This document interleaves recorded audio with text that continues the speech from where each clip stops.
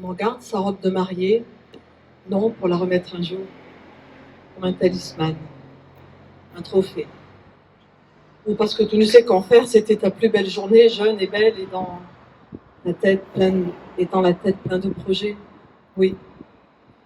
Sauf que cette robe-là, je l'ai usée jour après jour. Elle m'a servi toute une année. Et même après tout ce temps, l'étoffe est rêche et lourde. Elle en a pris des coups. J'entends encore la douleur sourde. Fonctionnel est le mot. Des rayures en forme de barreaux. J'aurais bien pu la bazarder ou la brûler comme un auto-da-fé. Je ne dis pas que je n'en ai jamais eu l'idée. Une seconde peau. Tel est le propre d'un vêtement. Tu le choisis parce qu'il te plaît, qu'il met en lumière ta personnalité. Oui. Ah, si les cabines d'essayage pouvaient parler. Les grimaces que l'on fait face au miroir, j'ajuste, je recule. En un quart de seconde, je sais si ça me plaît. Oui. Sauf que cette robe, on fut plusieurs milliers à la porter.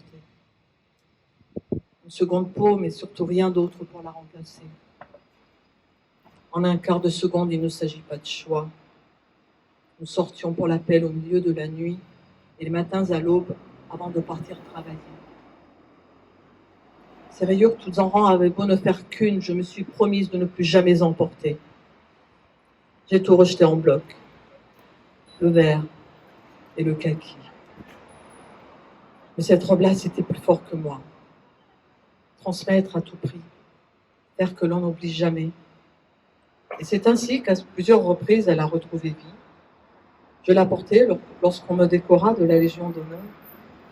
Le devoir de mémoire m'habitait. Une pulsion. Le sens du sacrifice. Mais par-dessus tout l'esprit de liberté. C'est vers les jeunes que je me tournais.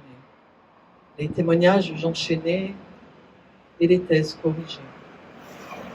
Quand le musée de la Résistance et de la déportation a vu le jour, ma robe allait enfin pouvoir se reposer. En toute sérénité, je la leur confiais, apaisée qu'elle est un foyer, un lieu sûr et pérenne, un lieu sûr et pérenne. Par sa simple présence et un modeste commentaire, ma vie, elle prolongerait. Non que la mienne compte plus que d'autres. J'avais depuis longtemps appris à relativiser, mais pour émouvoir et enseigner les malheurs de l'histoire et faire que cela ne revienne jamais. Ne t'inquiète pas, maman, ta robe n'a pas disparu. Elle ne sait pas volatiliser les douces coups de minuit sonnés. Cendrillon, en mon cœur, tu restes pour tout ce que tu nous as laissé.